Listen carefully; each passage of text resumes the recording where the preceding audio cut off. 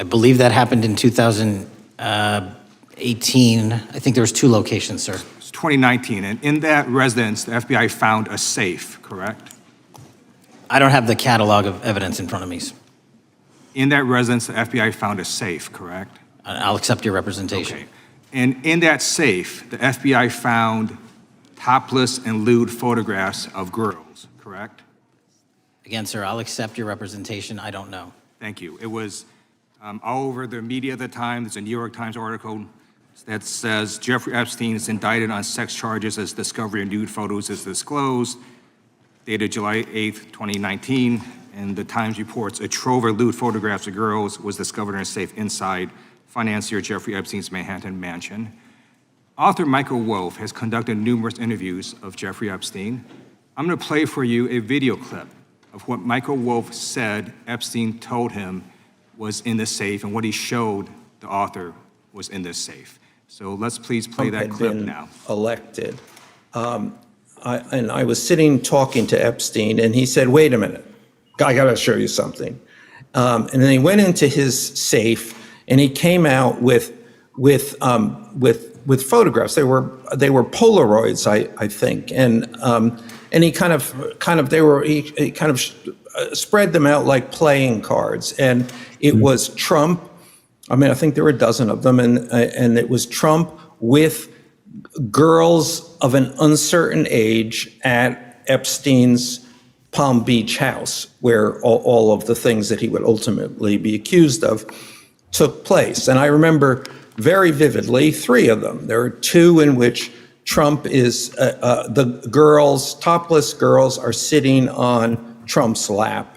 And then a 3rd in which he has a stain on the front of his pants, and the girls are kind of pointing at it, sort of bent over, laughing.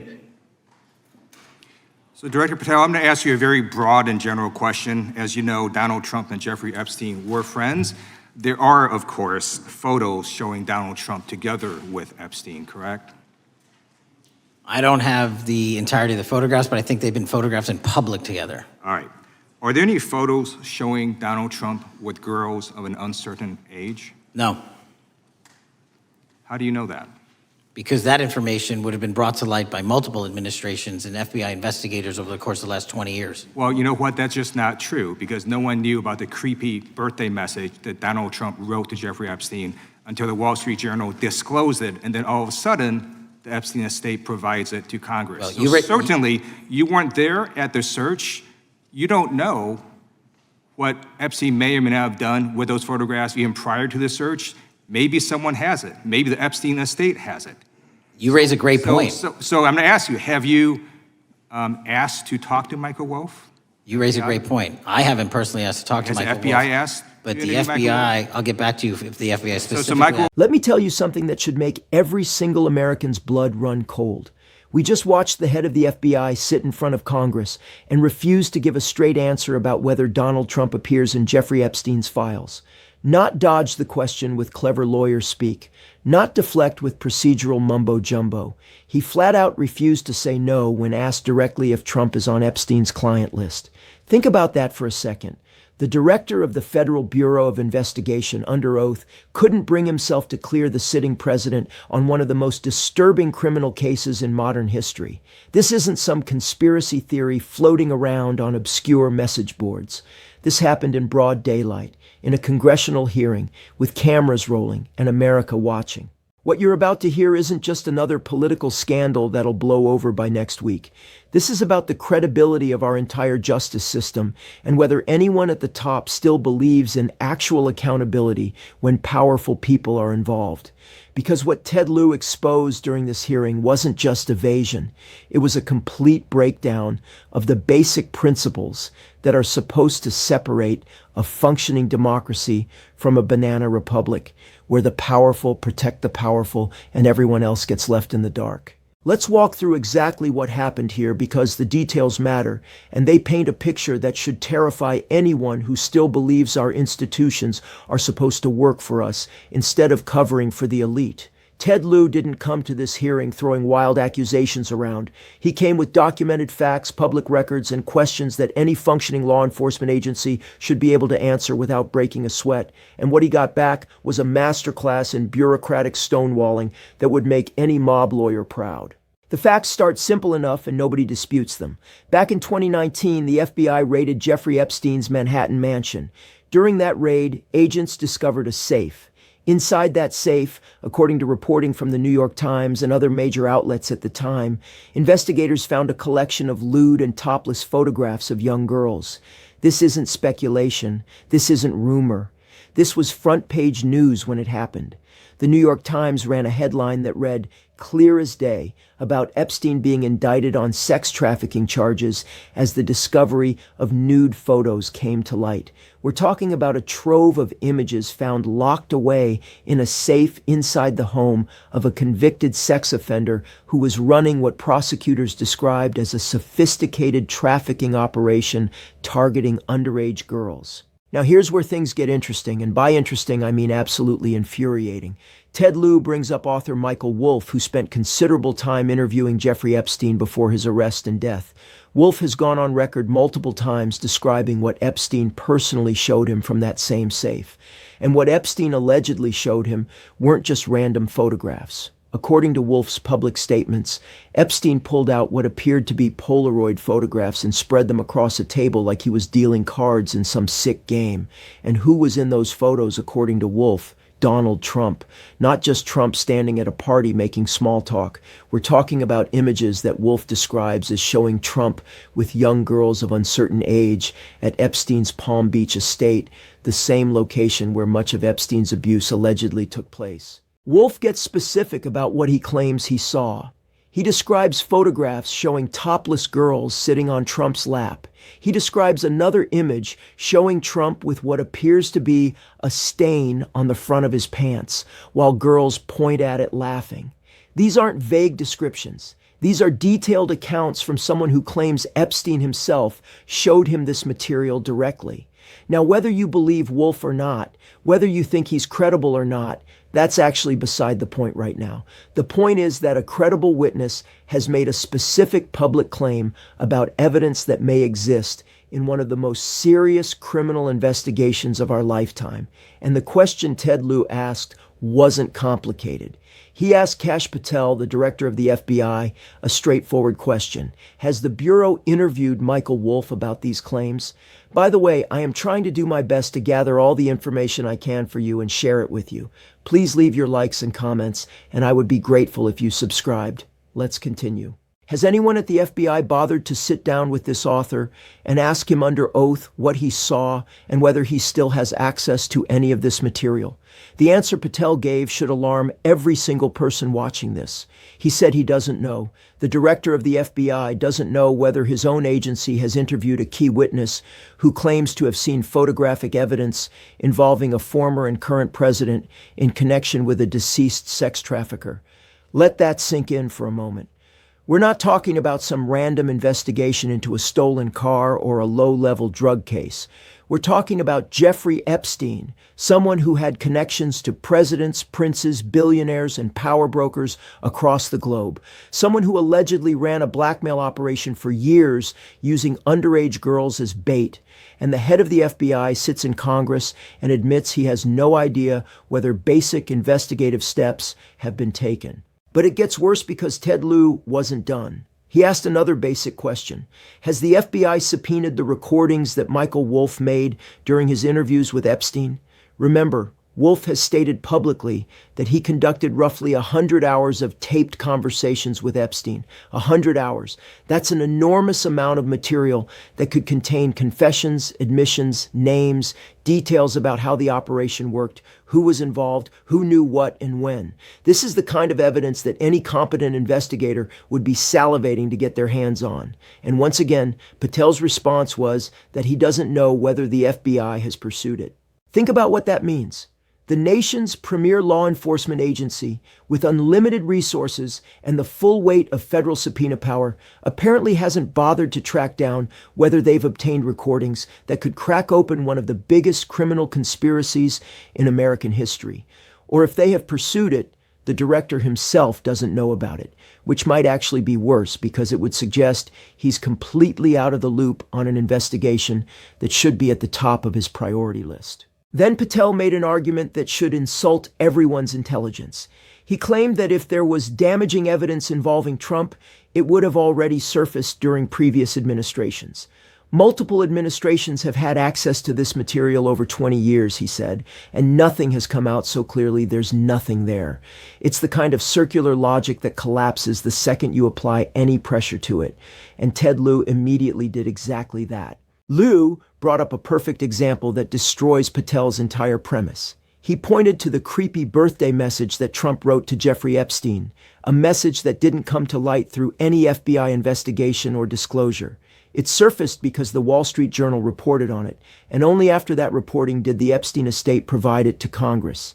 So here we have proof positive that significant evidence involving Trump and Epstein was sitting around for years without anyone in law enforcement bringing it to public attention. It took journalists to uncover it. It took outside pressure to force it into the open. And that completely demolishes the idea that previous administrations would have exposed anything damaging. Clearly they didn't. Clearly material has remained hidden and continues to emerge only when outside actors force the issue. This is where Patel's entire defense starts to crumble. He keeps falling back on this notion that everything important has already been investigated and released. But Lieu just demonstrated that's factually false. There is material that remained concealed for years. There is information the FBI never proactively disclosed. And if one piece of evidence stayed hidden until a newspaper found it, what else is still sitting in a filing cabinet somewhere or locked away in the Epstein estate's possession that the FBI hasn't bothered to pursue? Then we get to what might be the most damning part of this entire exchange. Ted Lieu asked whether the FBI has subpoenaed the Epstein estate for all of its materials. This seems like the most obvious move in the world.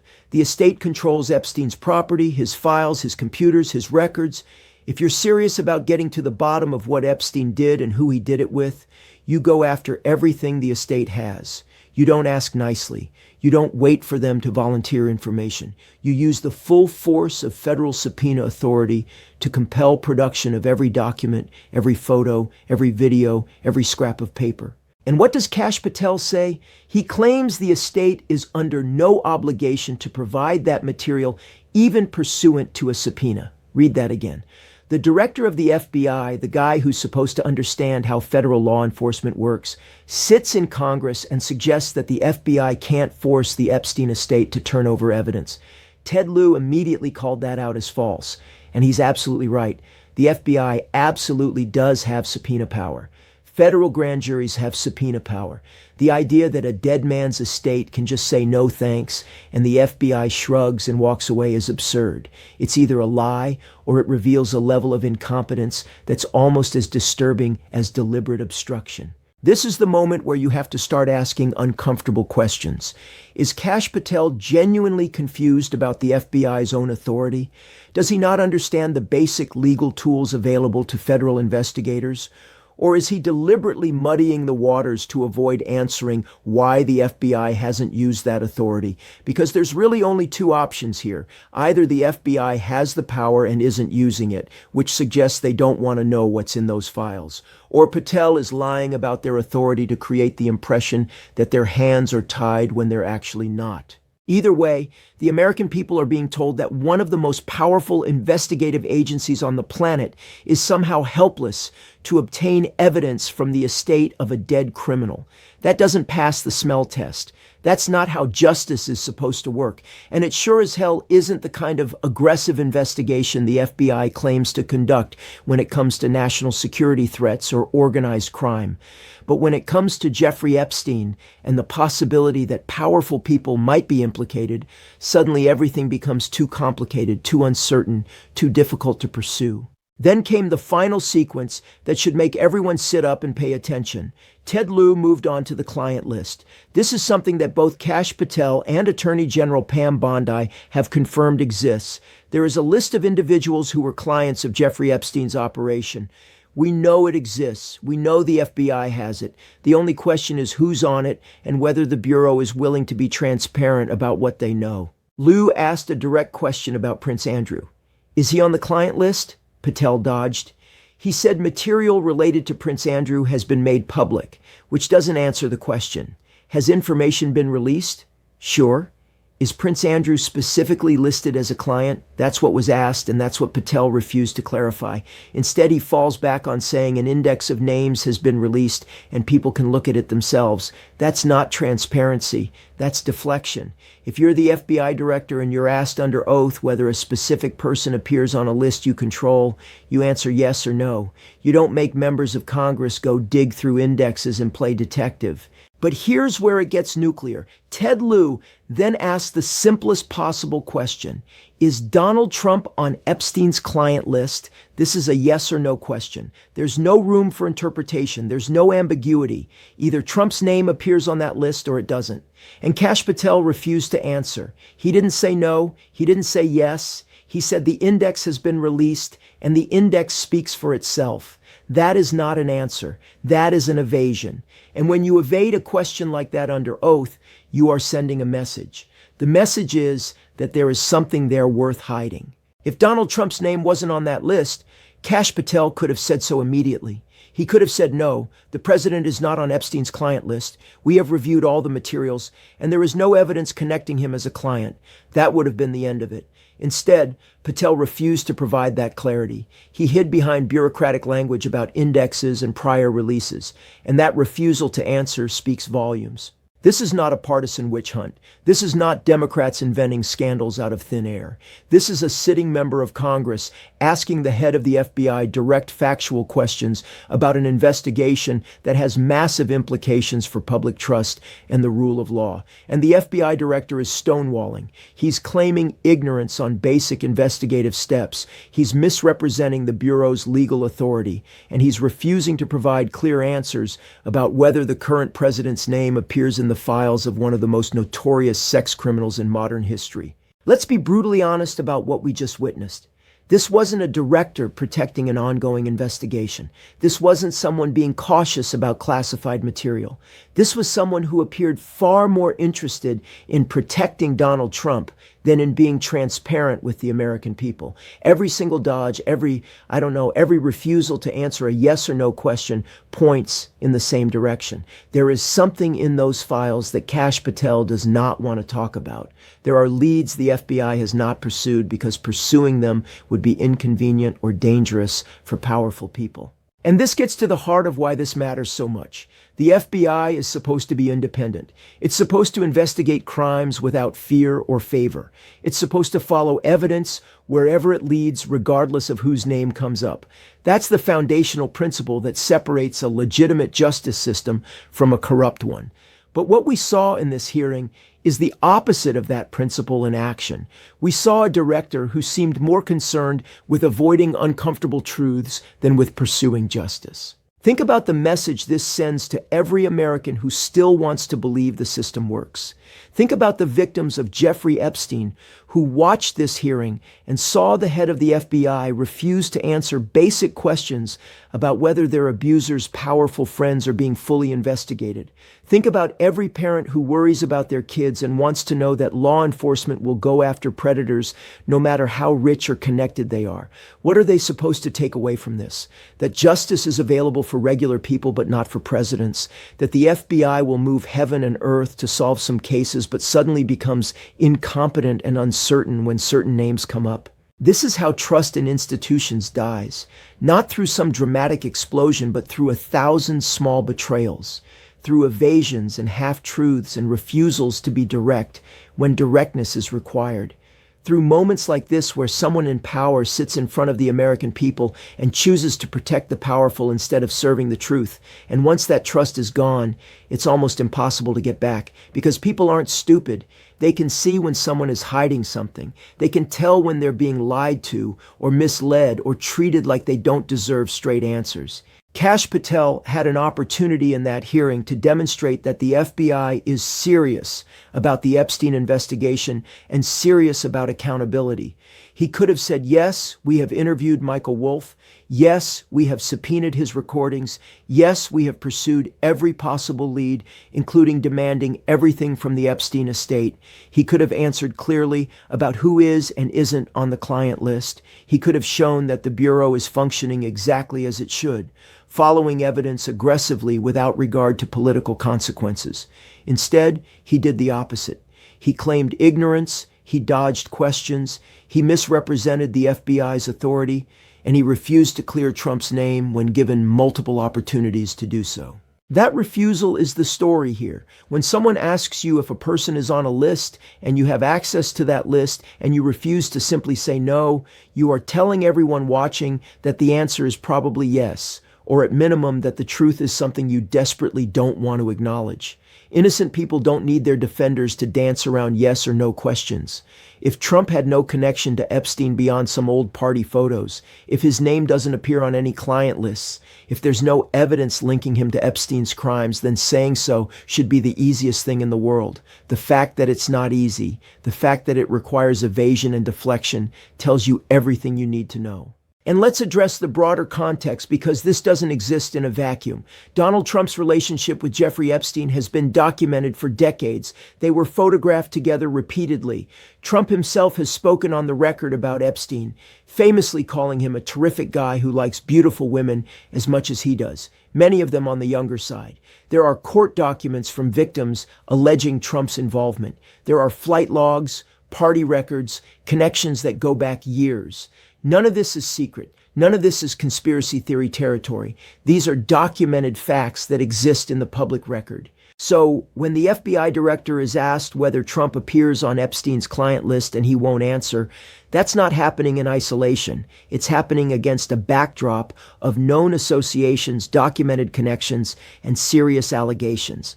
And in that context, the refusal to provide a clear answer becomes even more troubling, because it suggests the FBI is actively avoiding confronting evidence that might implicate someone they view as untouchable. This is what corruption looks like in a modern democracy. It's not always bags of cash or smoking guns. Sometimes it's just powerful people deciding that certain investigations are too politically dangerous to pursue fully. It's deciding that some names are too big to speak out loud under oath. It's creating a system where accountability depends entirely on who you are rather than what you did. And that system is fundamentally incompatible with the rule of law. Ted Lieu ended his questioning by pointing out the obvious. The FBI director could not answer whether Donald Trump was on Epstein's client list. That alone should be a massive red flag for every American, regardless of political affiliation. This isn't about partisan warfare. This is about whether we have a justice system that applies equally to everyone, or whether we have a two-tiered system where the rich and powerful play by different rules. The silence from Kash Patel in that hearing was deafening. His evasions were transparent. His claims of ignorance were insulting. And his refusal to provide basic answers about investigative steps and evidence should concern every single person who believes in accountability. Because what we're watching isn't just one uncomfortable hearing. We're watching the normalization of a system where power protects power, where uncomfortable questions get dodged instead of answered, and where the people who are supposed to enforce the law become the ones covering it up. If you believe that no one should be above the law, if you believe that victims deserve justice regardless of how powerful their abusers are, if you believe that transparency isn't optional when it comes to criminal investigations involving public officials, then you should be outraged by what happened in that hearing. You should be demanding answers. You should be insisting that the FBI do its job without fear or favor. And you should be sharing this information, because the mainstream media isn't going to push this story the way it deserves. This is one of those moments where we find out what kind of country we actually are. Are we a nation of laws or a nation of men? Do our institutions serve justice or do they serve power? Those aren't abstract questions anymore. They're being answered right now in real time through the actions and inactions of people like Kash Patel. And the answers we're getting should terrify anyone who still believes America is supposed to be better than this. The FBI had years to investigate these connections thoroughly. They had the evidence from Epstein's homes. They had his files, his contacts, his records. They had victims willing to testify. They had witnesses like Michael Wolff making specific claims about photographic evidence. And what have they done with all of that? Based on this hearing, it appears they've done as little as possible while hoping no one asks too many uncomfortable questions. That's not acceptable. That's not justice. That's a cover-up dressed up in bureaucratic language. And here's what makes this even more disturbing. We're not talking about ancient history. Jeffrey Epstein died in 2019. His arrest, the raid on his properties, the revelation of his crimes, all of that happened recently. The FBI has had access to this material for years. They've had time to interview witnesses, review evidence, follow leads, and build cases. The fact that we're sitting here in 2025 and the FBI director still can't or won't answer basic questions about what they've found and who they've investigated suggests this isn't about needing more time. This is about not wanting to look. Kash Patel's testimony revealed something profoundly broken in our justice system. It showed an FBI more interested in managing political fallout than pursuing criminal accountability. It showed a director willing to hide behind procedure and claim ignorance rather than be direct about what his agency knows. And it showed that when it comes to Jeffrey Epstein and the powerful men connected to him, there is still a wall of protection that our institutions seem unwilling or unable to break through. This isn't over. The questions Ted Lieu raised aren't going away. The evidence that may exist in the Epstein estate isn't disappearing. And the American people aren't going to forget that when they ask their FBI director a simple question about whether the president's name appears in a dead sex trafficker's files, they didn't get an answer. That silence will echo for years because it confirms what many have suspected all along. The system isn't broken by accident. It's working exactly as designed to protect the people at the top while everyone else gets left to wonder whether justice even exists anymore.